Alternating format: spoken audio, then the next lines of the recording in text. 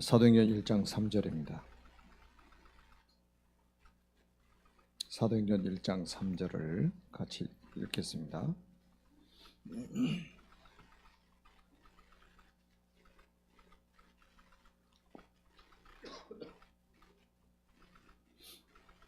자, 한 목소리로 같이 읽겠습니다. 그가 고난받으신 후에 또한 그들에게 확실한 많은 증거로 친히 살아계심을 나타내사 40일 동안 그들에게 보이시며 하나님 나라의 일을 말씀하시니라. 아멘. 저는 요즘에 항상 느꼈던 거지만 우리 합덕의 우리 양경 집사님 여러분 잘 아시잖아요. 제가 복음전에서 예수를 영접을 시켰었습니다.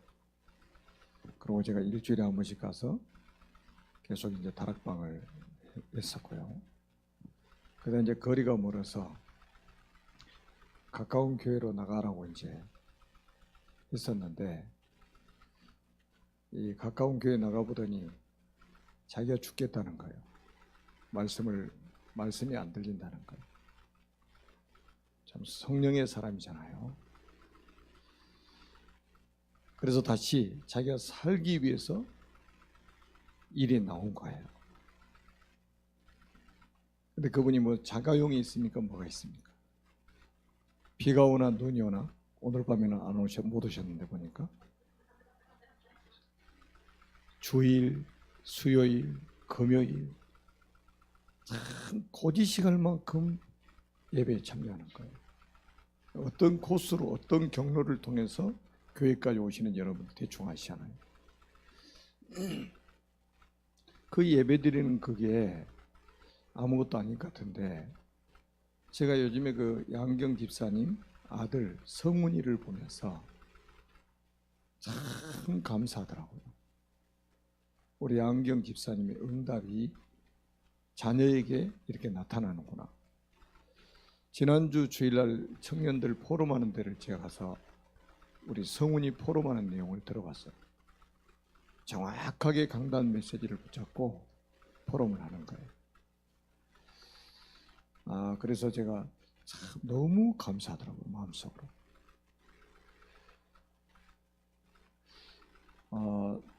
정말 우리가 예배 드리는 거 이게 무슨 당장 눈에 우리가 안 보이고 뭔가 지금 당장에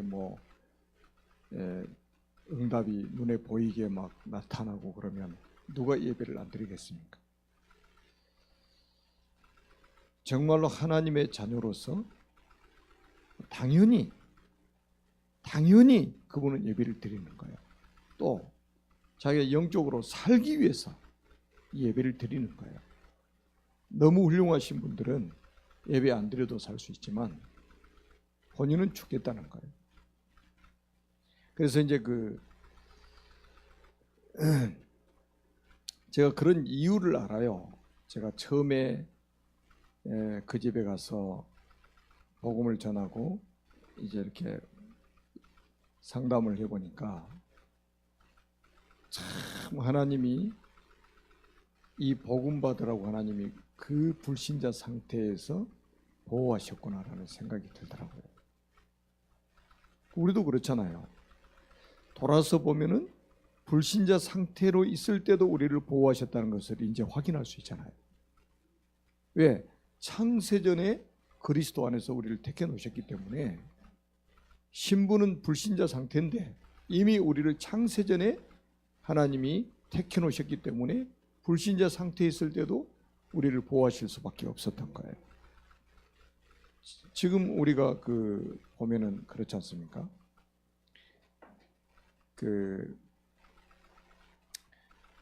어렸을 때 우리 약국이 있습니까? 뭐가 있습니까? 머리 탁 부딪혀 깨지면은 된장 갖다 딱 붙여놓고, 그 웬만한 지혈제는 된장 아니면 쑥 같은 거 있잖아요.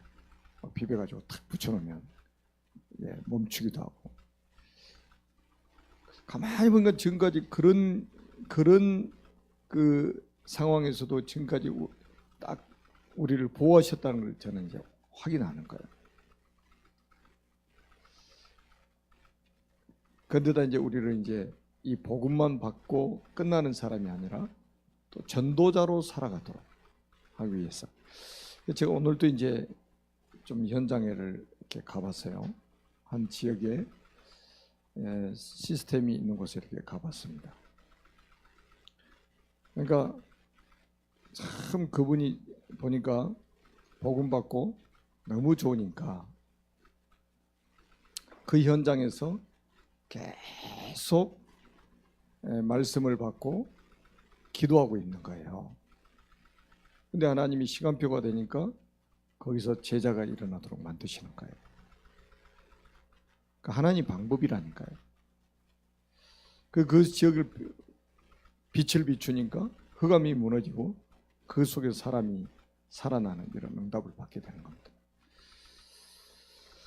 자, 오늘은 이제 우리가 하나님의 나라,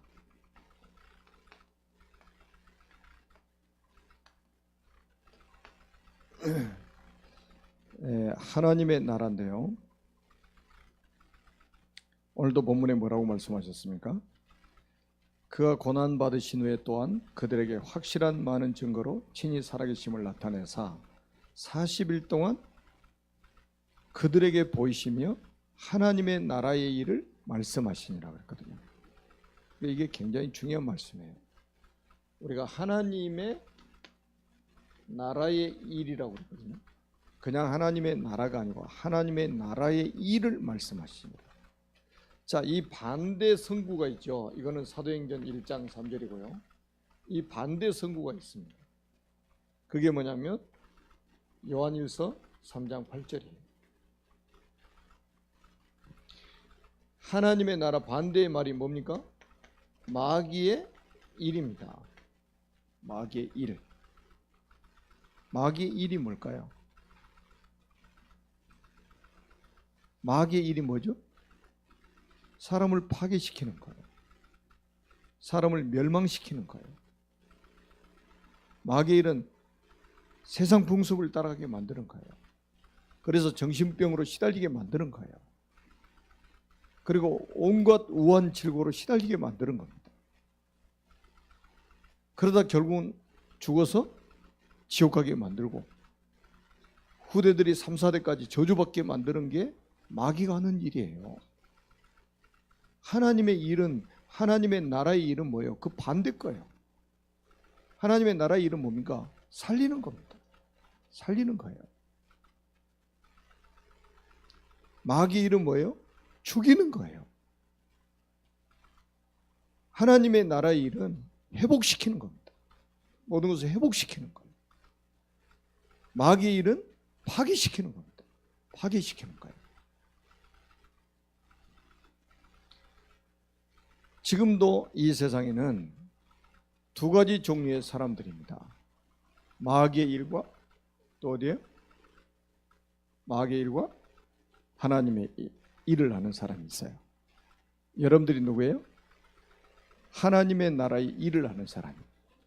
살리는 사람, 회복시키는 사람, 치유시키는 사람. 이 축복을 누리고 있는 거예요. 지금 반대로 지금 보세요. 3단체라든지 전부 이거는 뭡니까?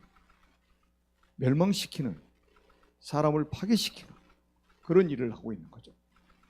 다시 말해 이게 이 사회에 뭔가 엄청난 지금 영적 전쟁이 일어나고 있단 말이죠. 그러니까 우리가 지금 뭐냐? 영적인 군사예요, 군사. 그래서 바울은 그리스도의 강한 군사라는 표현을 썼거든요. 그리스도의 강한 군사. 그러니까 이거를 못 알아보니까 예배 소중하지 않는 거죠. 기도 소중하지 않는 거예요. 전도 소중하지 않는 거예요. 이게 지금 영적 세계에서 어마어마한 일이 벌어지고 있는 거예요. 제가 오늘 아침에도 그 센터에서 이삭이하고 둘이 예배드리고 이런 포럼을 했어요. 우리가 아침마다 예배를 드리는 이유가 뭐냐? 반드시 눈에 보이지 않는 성령께서 역사하실 것이고 주의 능력의 천사를 파송하실 것이고 흑암의 세력은 박살날 것이고, 그래서 우리가 이 예배 드리는 이 시간이 너무 중요한 시간입니다. 같이 깊은 포럼을 했어요.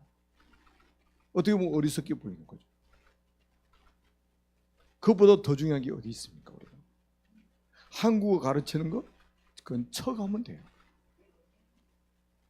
우리가 한국어를 가르치기 위해서 한 달에 몇백만 원씩 투자해 가면서 우리가 그 일을 하고 있겠습니까? 영적 전쟁을 하는 거예요. 저는 237개 나라 전도와 선교의 문을 놓고 매일 기도합니다. 237개 나라 절대 제자가 일어나서 절대 시스템이 세워지도록 기도하고 있습니다.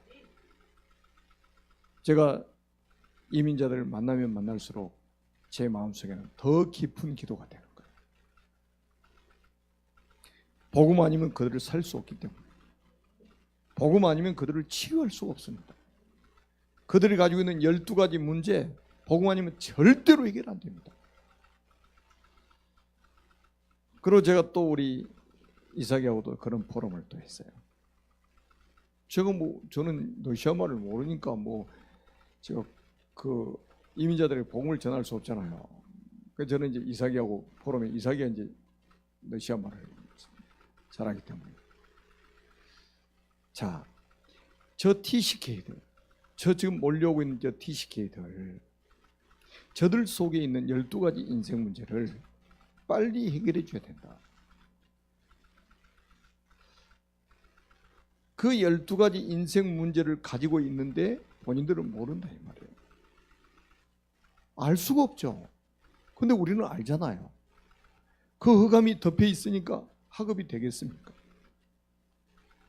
인생 자체가 될 수가 없는 거예요. 12가지 인생 문제를 가지고 있기 때문에. 그 12가지 인생 문제 해결 안 되면 정치인이 정치를 올바로 할 수 있겠냐 이 말이죠.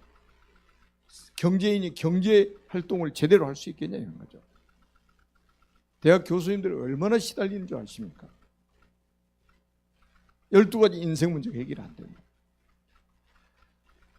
이 세상에는 두 가지 일이 있다니까요. 하나님의 나라의 일이 있고 마귀의 일이 있는 거예요. 이것과의 싸움이라니까요. 이게 창세기 3장 사건 이후에 지금까지 계속되고 있는 거예요. 사실은 신약에만 있는 게 아니고. 그래서 우리가 기도하자는 거예요. 기도 외에는 이런 유가 나갈 수 없다고 주님이 말씀하셨잖아요. 그러니까 우리가 수요일날 저녁에 모이고 금요일날 저녁에 모이고 주일날 모이고 새벽마다 모이고 뭐 하는 겁니까 우리가? 이게 영적 전쟁이거든요. 여러분들이 엎드리는 그 순간에 가정 가문의 흑암이 무너질 것이고 이 마귀의 일이 무너질 것이라 이 말이에요. 그 누트가 그랬잖아요. 사람이 엎드리면 도망가는 게 두 가지라고. 하나는 개, 탁 엎드리면 돌에 때릴까 봐서 도망갑니다. 우리가 탁 엎드리면 기도하는 줄 알고 마귀 도망가고요. 누트가 말이 맞아요.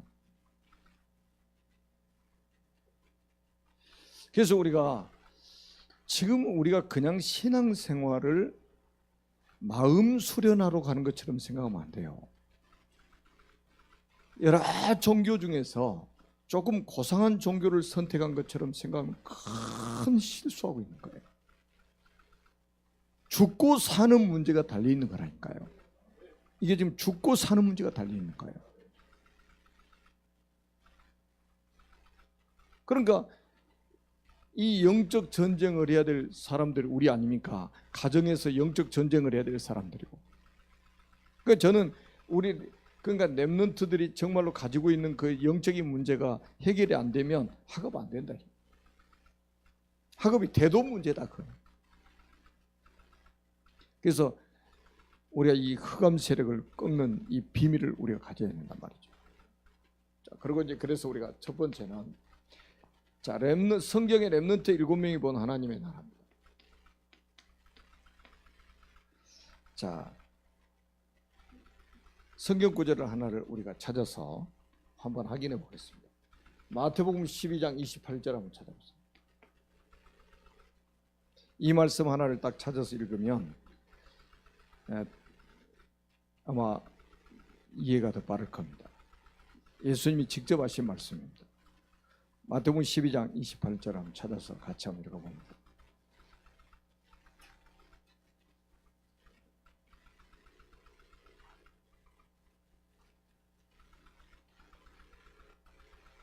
자, 시작. 그러나 내가 하나님의 성령을 힘입어 귀신을 쫓아내는 것이면 하나님의 나라가 이미 너에게 임하였느니라. 아멘. 예수님이 직접 하신 말씀이에요. 내가 하나님의 성령을 힘입어 귀신을 쫓아내는 것이면 하나님의 나라가 이미 너에게 임하였느니라. 이미 너에게 하나님의 나라가 임했다 이 말이에요. 뭐를 힘입어? 성령을 힘입어 귀신을 내쫓는 것이면, 성령을 힘입어 우리 힘으로 귀신 쫓아낼 수 있어요? 불가능하잖아요. 성령을 힘입어 귀신을 내쫓는 것이면 그랬어요. 자, 그런 이 말씀을 딱 가지고 성경을 한번 보세요. 창세기 39장 1절에서 6절에 보니까요, 이 비밀을 가진 요셉이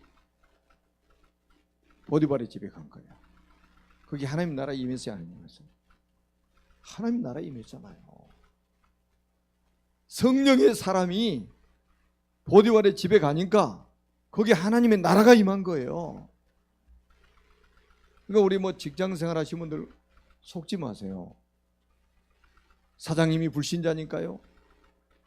직원들이 다 불신자니까요? 그래서 여러분을 그 회사에 선교사로 파송하신 거예요. 성령의 사람을 그리 보내신 거예요. 흑암의 세력을 쫓아내라고, 하나님의 나라를 이루라고 보내신 거란 말이에요. 그러니까 우리가 매일 현장에 갈 때 이런 답을 가지고 나가야 된다니까요. 아니, 노예, 육신의 신분은 노예잖아요. 그런데 영적인 신분은 노예가 아니에요. 하나님의 자녀예요. 하나님이 누굽니까? 만왕의 왕 아닙니까? 제가 누구하고 통화를, 우리가 노열 패밀리 아니냐, 만왕의 왕이신 그분의 자녀 아니냐, 왕의 자녀. 여러분, 우리가 이 답을 가지고 현장에 딱 가면 그 현장이 우리 때문에 복을 받게 되는 거예요. 요셉을 위하여, 그랬잖아요, 성경은. 요셉을 위하여 그 집과 밭에까지 복을 주셨다 이 말이에요. 그러니까 이 비밀, 이 답을 가지고 가면 모든 현장에 하나님의 나라가 임하는 거예요. 40장 1절에서 23절에 보니까 감옥에 갔습니다. 그것도 누명을 쏘고 감옥에 갔어요. 진짜 억울한 일을 당했죠. 억울한 일을 당했어. 억울한 일. 그래도 감옥에 갔는데 어떻게 했어요? 감옥에 하나님의 나라 임했습니까? 안 임했습니까? 감옥에 하나님의 나라가 임한 거예요. 여호와께서 거기도 함께 하셔요. 성령의 사람이 가니까요, 거기도 하나님의 나라가 임하는 거예요. 여러분, 옛날에 감옥이 얼마나 열악하겠습니까? 거기 무슨 인권이 있겠습니까? 뭐가 있겠습니까? 지금 말하면 뭐 아우지 탄광 같은 뭐 그런 비슷한 곳이죠. 근데 거기도 하나님의 나라가 임하니까 어떻게 됩니까? 흑암 세력이 무너지죠. 그러니까 아무것도 염려할 게 없다 이 말이에요. 우리가 창세기 41장 38절에 보세요. 딱 요셉의 진짜 정체성을 우리가 찾을 수 있잖아요. 하나님의 영에 감동된 사람, 이거예요. 그러니까 내가 내 힘으로 뭔가를 일을 하려고 그러면 얼마 못 가다 지칩니다. 한계 와요. 금방 한계 와요. 여러분 혹시 그런 한계를 못 느끼십니까? 어떤 일을 하다가 거기에 한계 딱 부딪힌 거는요, 내 힘으로 하고 있는 거예요. 내 힘으로. 아니 하나님의 나라의 일을 해야 되는데 지금 내가 내 일을 내 힘으로 하려고 하면 그게 되겠냐 말이죠. 한계가 오는 거예요. 근데 성경에 뭐라고 그랬습니까? 하나님의 영에 감동된 사람. 누가 말했어요? 바로왕이 지금 신하들 앞에서 이야기한 거잖아요. 요셉이 말한 게 아니에요. 내가 하나님의 영에 감동된 사람이다 이렇게 말한 게 아니고 바로왕이 자기 신하들 앞에서 자기의 인생의 답을 준 요셉을 평가를 했단 말이죠. 하나님의 영에 감동된 사람. 여러분이 가는 직장의 상사가 여러분을 이렇게 본다면 끝나는 거예요. 하나님의 영에 감동된 사람. 그러니까 요셉은 자기 힘으로 사는 게 아니에요. 자기 인생에 자기 의지로 지금 사는 게 아니에요. 성령에 지금 이끌려서 사는 거예요. 성령에 감동돼서 사는 거예요. 그러니까 이 사람에게는 뭐가 없어요? 한계가 없는 거예요. 한계를 초월한 거예요. 그래서 가는 곳마다 하나님의 나라가 임하는 거예요.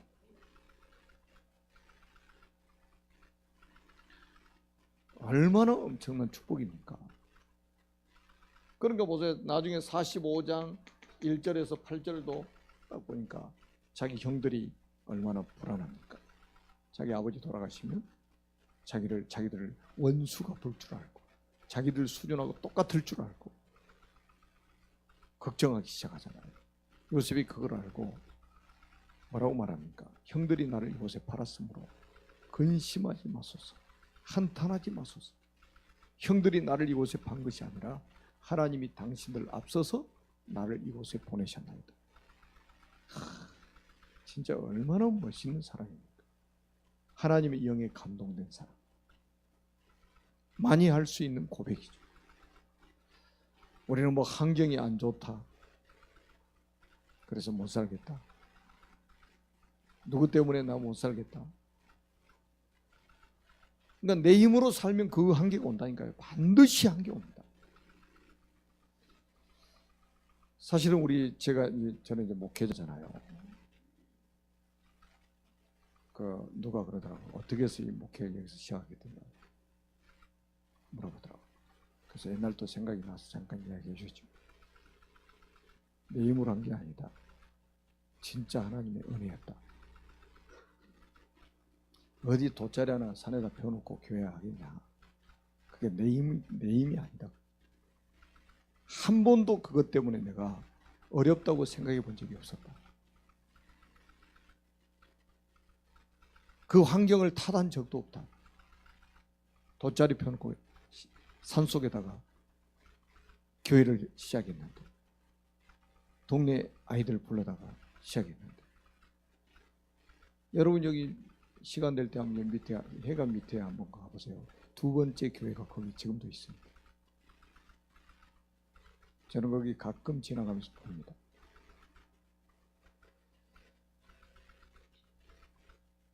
거기가 옛날에 상여창교였대요. 근데 상여 없어지면서 이제 트랙터 하나 딱 들어가면 아주 딱 맞는 아주 저기죠. 거기서 두 번째 교회 당이 된 거예요. 한 번도 여름에 얼마나 모기가 극성인지. 그래도 그 환경 다 돼본 적이 없어요. 내 힘이 아니라니까요. 진짜 성령에 이끌려서 한 거예요. 그래서 여러분까지 만나잖아요. 여러분하고 같이 세계복음하게 된 게 그 발판 배경이 그렇게 돼 있어요.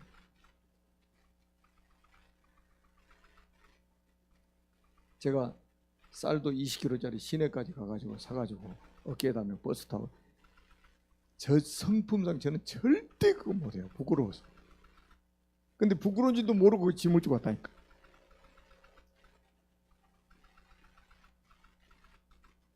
그래서 이제 우리가 주의 일은 우리 힘으로 하는 것이 아니다. 절대로 우리 힘으로 하는 것이 아니다. 그래서 사람들이 그럽니다. 예배드리면 피곤하지, 기도하면 피곤하지. 진짜 거꾸로 살고 있는 겁니다. 하나님이 힘을 주시면 초월한다니까요. 한계를 넘어선다니까요. 우리는 유한한 존재이기 때문에 한계가 있는 거예요. 그래서 무한하신 하나님이 주시는 그 힘이 우리에게 필요한 거예요.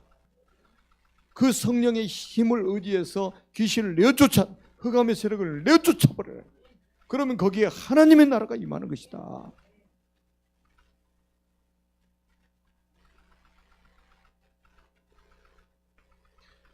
여러분, 그 출애굽기 3장 1절에서 18절 마찬가지예요.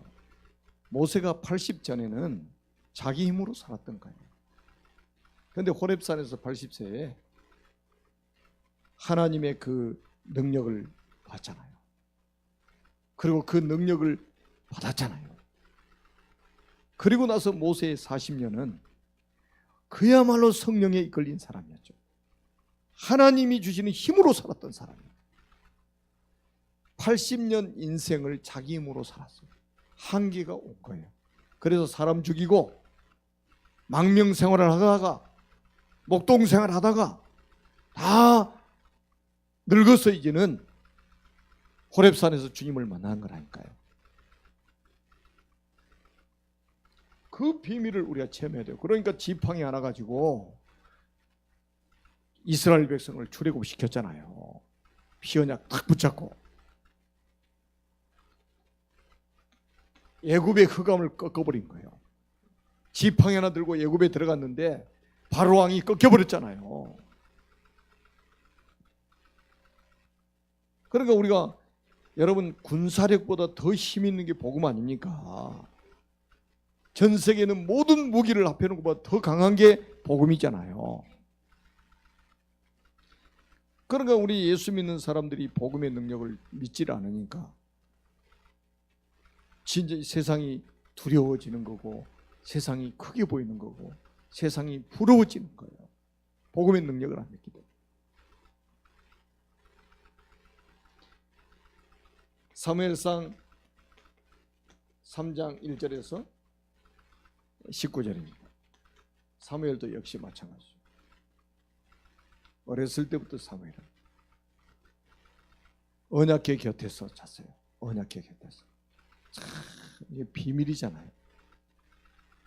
어렸을 때 언약궤 곁에서 뱃속에서 어머니 이게 뱃속에서부터 언약을 전달받은 사람이죠. 젖대자마자 언약궤 곁에서 잠을 잤습니다. 거기서 심부름하다가 하나님의 음성을 듣는 거예요. 어렸을 때 엘리 제사장도 듣지 못한 하나님의 음성을 들은 거예요. 그러면서 뭐 하나님이 미래를 알려주셨다니까요. 미래에 되어질 일까지 다 알려주실 거예요. 그 후에 사무엘의 말이 하나도 땅에 떨어지지 않았다. 성경 보니까. 자, 이 정도 우리가 응답을 받아야 돼요. 사무엘상 16장 1절에서 13절입니다. 다윗입니다. 잘 아시잖아요. 다윗입니다. 여호와의 영에 크게 감동됩니다. 이날 이후로 여호와의 영에 크게 감동됩니다. 여러분, 그러니까 이 비밀을 가지고요 사울왕 앞에 섰습니다. 23절에 보니까요 악신 들린 사울왕 완전 귀신 들려가지고 정신병이 와버린 거예요. 거기서 수금을 타니까 악신이 떠나가고 사울왕이 치유를 받게 되죠. 하나님의 나라가 임하게 되는 거예요. 하나님의 나라. 여러분, 우리가 얼마나 엄청난 사람입니까? 여러분, 우리 한국 대사가 미국에 가면 그 대사관은 한국이에요. 한국. 아실려는가 모르겠네요. 미국 땅인데 거기 대사관 거기는 한국이라니까요. 우리나라에 미국 대사관 가면 거기는 미국이에요. 그래서 우리 한국의 공권력이 거기 못 들어갑니다. 국가적으로 거기 다 합의가 되어 있는 거예요. 그러니까 우리가 여러분 정말로 그리스도의 대사 아닙니까? 대사. 우리가 가는 곳마다 성령을 힘입어서 가는 곳마다 흑암 세력이 꺾이고 하나님의 나라가 임한다는 이 비밀을 가지고 우리가 현장에 간다면 얼마나 축복이겠냐 말이죠. 그래서 제가 여러분들이 지금 기도하고 있는 이민자 지원센터, 제가 훈련 외에는 제가 아침에 가서 예배를 드리는 이유가 그거예요. 그 지역에 흑암이 무너져야 돼요. 이민자들 속에 흑암이 무너져야 돼요. 우리가 아니면 흑암을 무너뜨릴 사람이 없어요. 그래서 예배를 드리는 거거든요.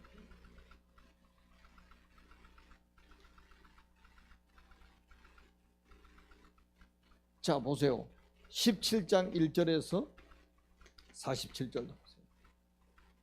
블레셋의 흑암이 무너져 버리잖아요. 블레셋의 흑암. 너는 칼과 창과 단창으로 내게 나오거니와 나는 네가 모욕하는 만군의 여호와 이름으로 가노라.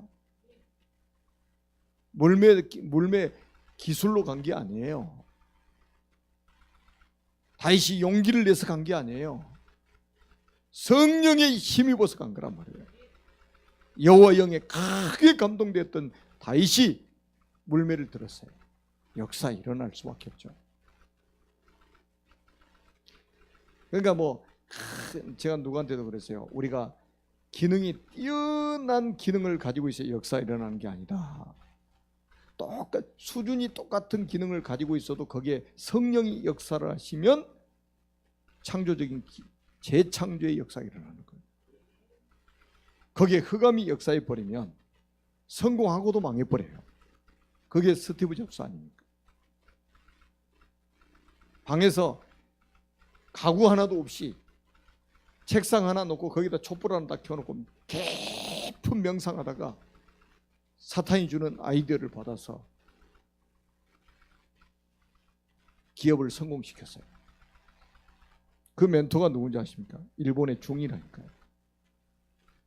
일본의 그 중의 영향을 받아가지고 멘토 해가지고 인도에 가서 이 기 운동을 배운 거잖아요.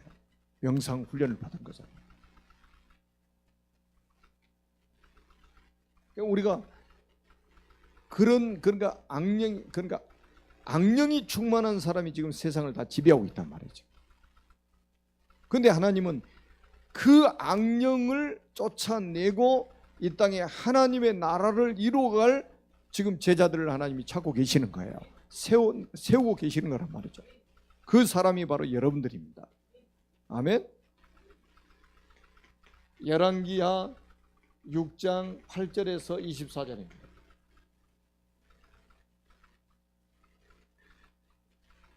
엘리사잖아요. 도단성에 불말불변과 동원되었죠. 아람 흑암을 무너뜨려 버리는 거예요. 아람의 흑암을 무너뜨려 버렸어요. 싸우지 않고 이겨버립니다.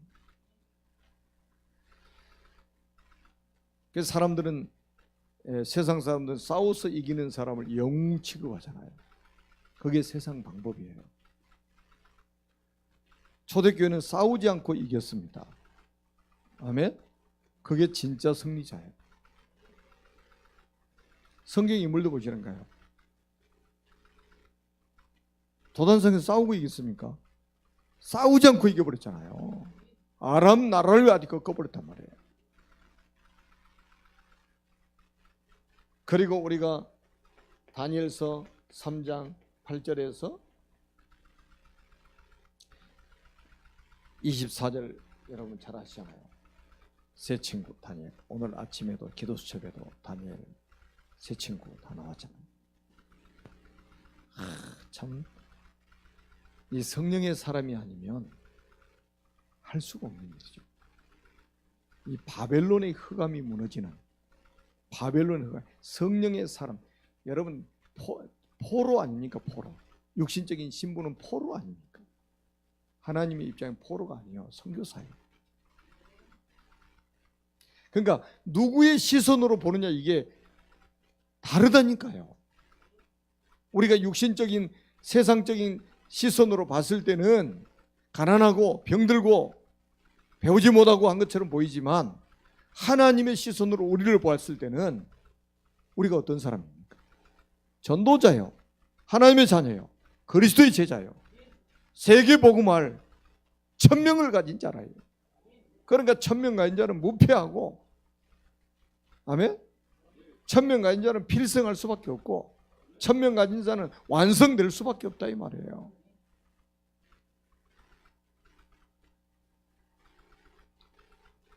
우리가 다니엘서 6장 10절에서 22절도 보세요. 다니엘이 사자굴 속에 들어간 데 보세요. 얼마나 여유 있는가 보세요. 전에 행하던 대로 하루 3번씩 기도하는 거죠. 전에 행하던 대로 항상 해오던 그 기도 그대로 하는 거예요. 어떤 상황에서 왕이 조서를 내려놨는데 알고도 그것도 감사함으로, 원망하면서 하는 게 감사함으로.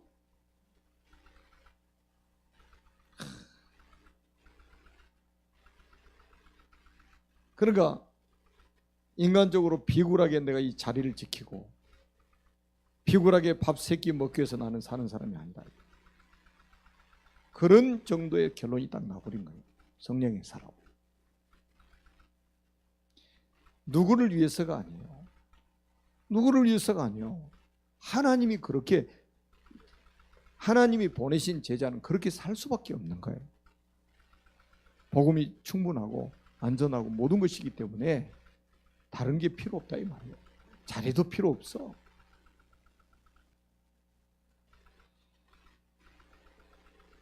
자, 우리가 예수도서 4장 1절에서 15절도 뭐 우리가 잘 아는 내용 아닙니까?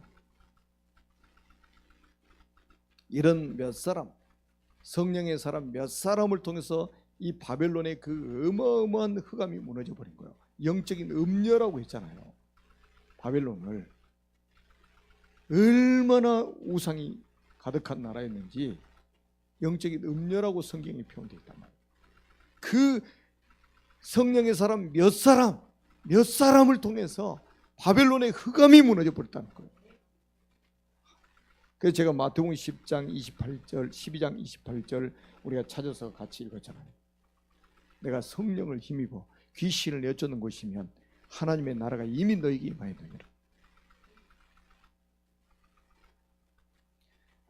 사도행전 9장 15절 한번 보세요. 우리가 너무 잘 알잖아요. 이 사람은 이방인과 임금들과 이스라엘 자손들에게 내 이름을 전하기 위해 택한 나의 그릇이라. 바울이 다메섹 도상에서 빛 가운데서 그리스도를 만나게 됐죠. 그때 사실은 성령의 체험을 한 거죠. 하나님의 영에 감동된 거죠. 아무도 모르는 그 축복을 받은 거예요. 그래가지고 바울이 보세요. 사실은 바울이 뭐 감옥에 들어가기는 또 얻어맞고 추위, 더위 뭐 이런 험난한 인생을 살았잖아요. 인간적으로 볼 때. 근데 바울은 한 번도 그를 고난이라고 생각해 보지 않은 거죠. 그래서 이런 몇 사람이 나오는데 결국은 노마의 흑암이 무너지는 이런 일이 벌어졌어요. 그러니까 우리는 진짜 기도해야 됩니다. 하나님의 나라는 언제 임하느냐 이 말이죠. 하나님의 나라는 내가 성령을 힘입어서 현장에 역사하는 귀신, 가정과 가문에 역사하는 귀신, 회사에 역사하는 귀신을 내쫓아 버리면 거기에 하나님의 나라가 임한다는 거예요. 그래야 회사에서 전도운동이 일어나고 가정에서도 전도운동이 일어나는 거예요.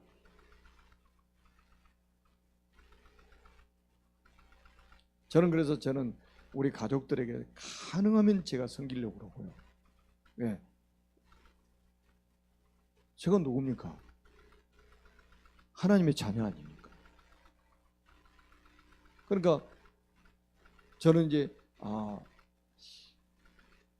우리 가족들을 내가 살려야 되기 때문에 성령의 힘을 가진 사람이 살려야 누가 살립니까? 그러면 그리스도 안에서 성취된 하나님의 나라는 무엇인가요?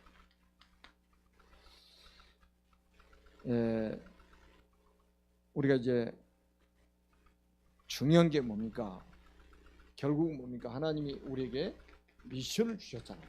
40일 동안 제자들 한 사람 한 사람에게 하나님의 나라의 일을 설명하셨다는 말은 한 사람 한 사람에게 전부 미션을 주신 거예요.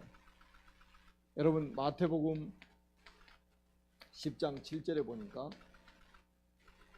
제자들을 현장으로 12사도를 현장으로 파송하시면서 뭐라고 말씀하십니까? 가면서 천국이 가까이 왔다고. 천국이 가까이 왔다. 미션인 거예요. 미션. 천국이 가까이 왔다는 말은 뭐예요? 그리스도가 지금 오셨잖아요.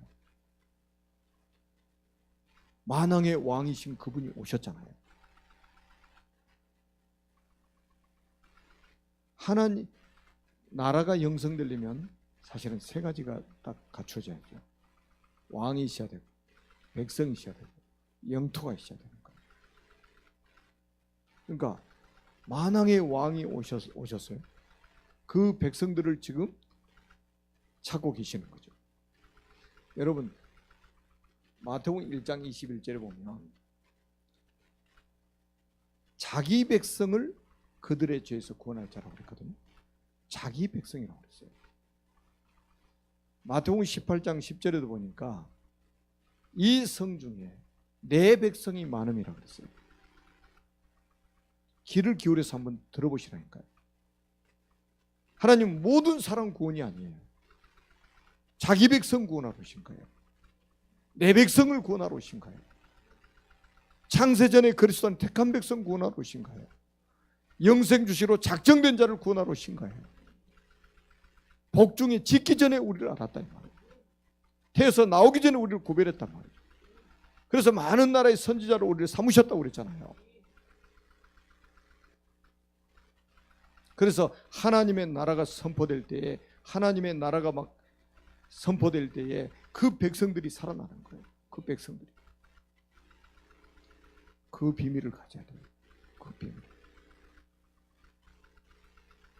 그래서 여러분들이 막 구역 예배를 드리잖아요. 구역 예배 드릴 때 그 지역에 그 어마어마한 일이 벌어지는 거예요. 하나님의 나라의 일이 막 벌어진다니까요. 하나님의 나라가 가면서 하나님의 나라가 가까이 왔다고 해라. 가까이 왔다고 해라.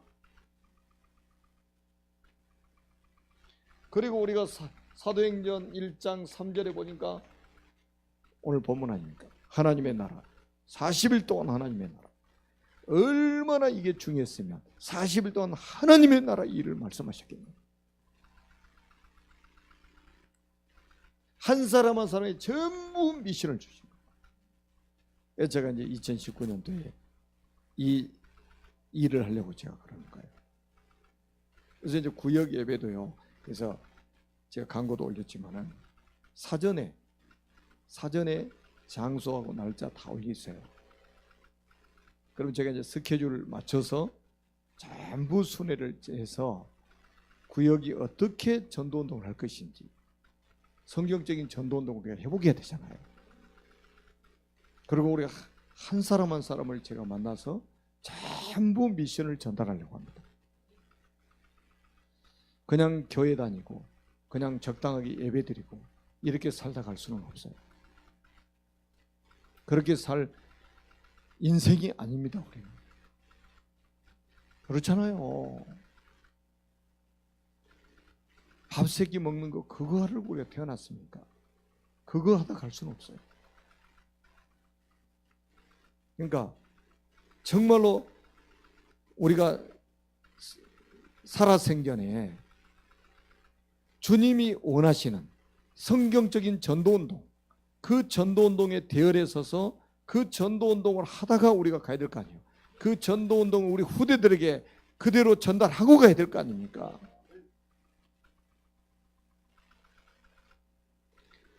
그게 저는 그러거든요. 핵심이라든지 그 다음에 뭐 신학원이라든지 모든 훈련, 저는 그런 생각을 가지고 있습니다. 우리가 응답을 못 받아도 가야 된다. 그 자리 지키고 있는 게 응답이다. 왜 그런 줄 아세요? 만약에 이게 우리가 응답 못 받는다고 다 없애버리면 그럼 우리 렘넌트들은 죽도록 고생하고 그걸 또 찾아야 된단 말이에요. 자, 이런 기성세대가 되면은 정말 비참한 거죠. 우리 렘넌트들이 죽도록 고생하도록 만들어 가버린다면 그거는 진짜 비참한 거예요. 그래서 저는 우리가 응답을 못 받아도 그 자리에 있는 것 그 자체가 응답이에요. 그러니까 자꾸 여러분 뭐 큰 응답 기대하지 마세요. 큰 응답이 뭐냐? 자리 지키는 거예요. 자리 지키는 겁니다. 여러분 시스템이 그대로 있어야 되잖아요. 신학원 시스템이 있어야 되고 선교훈련 시스템이, 신학교도 시스템이 있어야 되고 다락방도 시스템이 있어야 되잖아요. 그게 우리 자녀들에게 그대로 물려줘야 된다니까요. 자녀들이 거기 밀고 올라올 때, 렘넌트들이 밀고 올라와서 그 자리 차지할 때까지만이라도 있어야 된다니까요. 그때까지만 사세요. 그리고 그 자리 딱 가득 차면 이제 신발 정리하고, 그게 이제 우리 사명이에요. 가면은 또 이제 마대 갖다가 닦고, 뭐 대단한 막 역사가 일어나야 우리 응답이라고 생각하는데 그게 아니에요. 2000년 만에 회복된 이 성경적인 전도운동이 사라지면 안 되잖아요. 그럼 우리 후대들 또 재앙을 만나서 죽도록 고생해가지고 또 깨닫게 되는 거예요. 이런 일이 반복돼서는 안 된다 이 말이죠. 마지막 때 아닙니까? 말세지 말 아닙니까 지금. 요한복음 14장 1절에서 6절입니다. 뭐라고 주님 말씀하셨어요? 너희는 마음에 근심하지 말라. 하나님을 믿으니 또 나를 믿어라. 내가 먼저 간 것이 너에게 유익하다. 내가 가서 너희 있을 곳을 예비한 다음에 데리러 오겠다 약속했어요. 그러니까 완전히 우리는 미래 이 천국까지 딱 보장받아 버린 거예요. 하나님의 나라.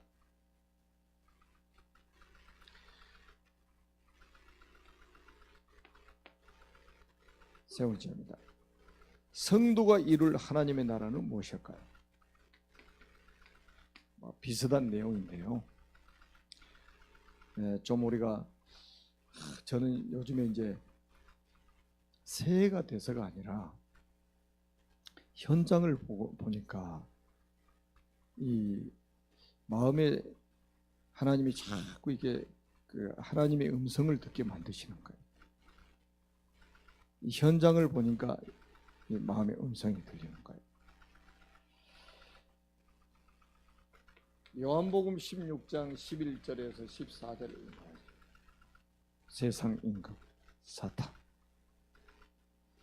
이게 무서운 거 아닙니까? 지금 여러분 불신자들을 완전히 사로잡고 있는, 불신자들을 통치하고 있는 이 사탄이 자기의 나라를 지속적으로 확산시켜 나가고 있는 거예요. 12가지를 가지고 계속 자기의 나라를 확장시켜 가고 있단 말이에요. 그래서 서론에 제가 말씀드린 게 뭐예요? 영적 전쟁을 안 하면 앞으로 큰일 납니다. 영적 전쟁을 하면. 지금 세상은 어떻게 가고 있습니까? 하나님 말씀하고 거꾸로 가고 있잖아요. 그럼 어떻게 돼요? 반드시 재앙시대고. 하나님 말씀. 그 세상은 뭐냐? 하나님 간섭받기 싫다 이거거든요. 창세기 3장 그거 아니에요. 하나님 간섭받기 싫어 우리. 우리가 하나님 될 거야. 왜 제가 주일날 아니 첫 주 메시지를 갈라디아서 선택했냐? 여러분, 우리가 큰 일을 하는 게 중요한 게 아닙니다. 많은 일을 하는 게 중요한 게 아닙니다. 인생의 주인이 안 바뀌면 안 돼요.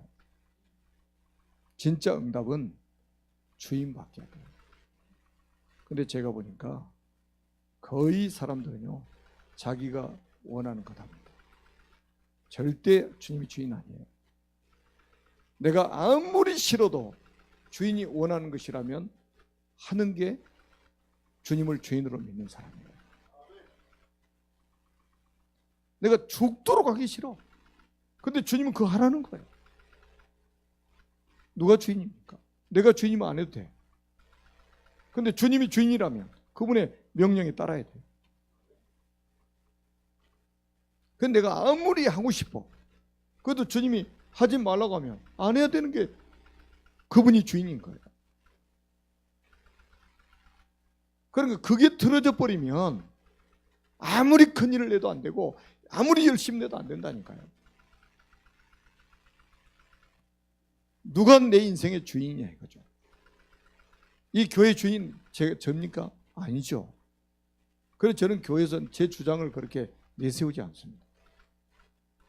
메시지 전달하는 거예요.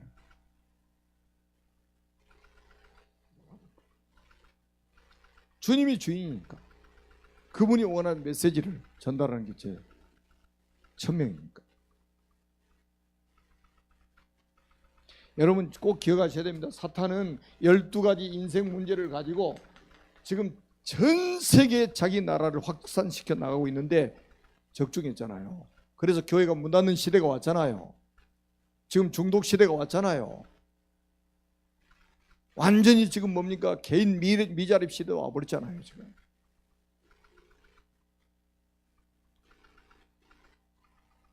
그래서 우리가 지금 진짜 하나님이 주시는 음성을 우리가 잘 듣고요. 진짜 기도해야 됩니다. 하나님 기도해야 돼요. 그리고 우리가 사도행전 1장 3절에서 8절 한번 보세요. 같은 맥락 아닙니까? 우리 힘이 아니에요. 하나님의 힘. 위에서 주시는 힘. 그 힘을 가지고 멸망해 가는 유대인 살리라 이 말이거든요. 저 바리새인들 살려라. 곧 멸망할 로마를 살려라. 이거 아닙니까? 멸망을 막을 복음운동해라 이 말이에요.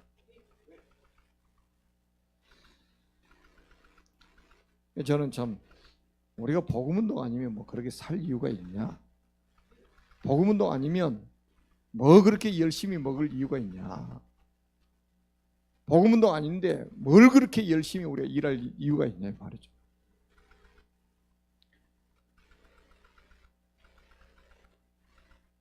자, 빌립보서 3장 20절입니다. 오직 우리의 시민권은 하늘에 있는지라. 바울이 어디서 한 말입니까? 감옥에서 한 말이에요. 감옥에서.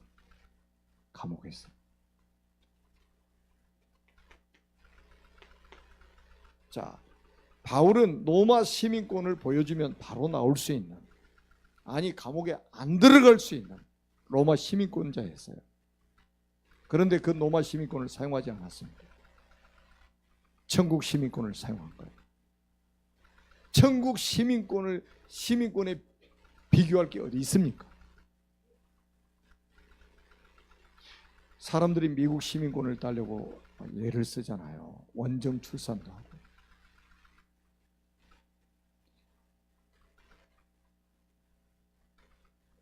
미국에 살아야 될 이유가 뭔데요? 미국 복음화 아니면 미국 살아야 될 이유가 뭐가 있습니까? 미국 갔더니요, 진짜 막 다 총 가지고 있잖아요. 총. 제가 그 필라델피아 딱 갔는데 저녁에 거리에 다 흑인들이 모이는 거예요. 절대 가지 말아요. 저녁에 흑인들이 있는 곳으로. 또 이제 미국의 이제 한 5개 도시를 제가 순회하면서 이제 할 때도 가니까 선교사님이요. 거기는 땅이 넓어가지고 거기는 또 약간 지방 도시인데요. 높이 안으로 다 1층이라 땅이 넓으니까 1층으로 하잖아요. 어마어마하게 넓은 땅이다. 그 속에다 방 하나 얻어놓고 주더니 신신당 목사님 총 안 맞으려면 나가지 마시라고. 아니 초저녁에 호텔에 들어갔는데 저녁에 배가 고프잖아요. 뭘 사 먹으러 나갈 수도 없고 총 맞은다니까.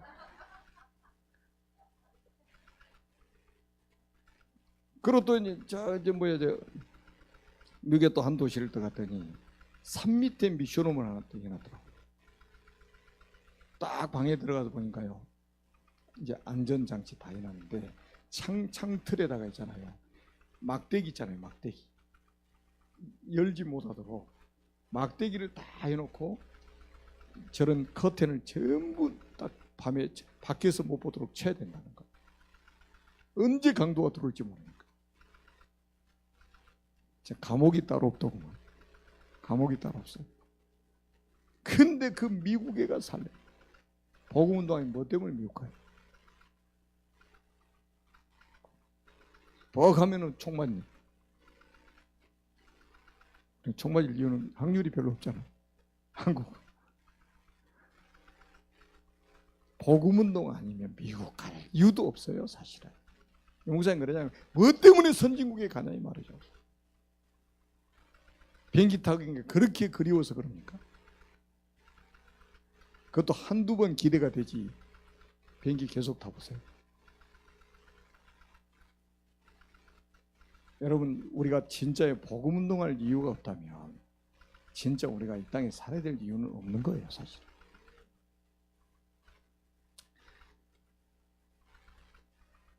예, 정말로 우리가 이제 그래서 우리가 이제는 본격적으로 우리가 해야 될 게 뭐냐면, 여러분들 꼭 기억하세요. 이제는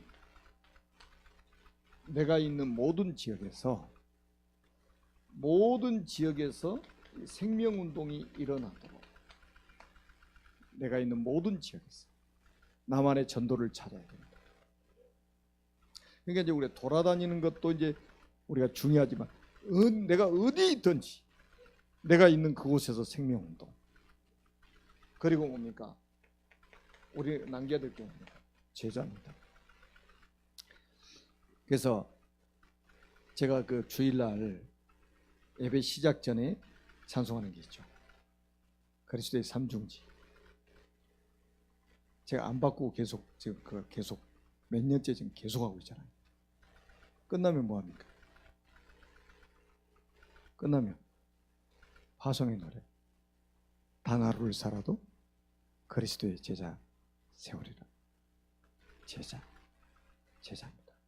그리고 우리는 반드시 뭡니까? 뭐를 남겨야 됩니까? 시스템을 남겨야 됩니다. 그냥 제자가 아니고 절대 제자. 그냥 시스템이 아니고 절대 시스템입니다. 여러분, 절대라는 단어를 왜 붙였습니까?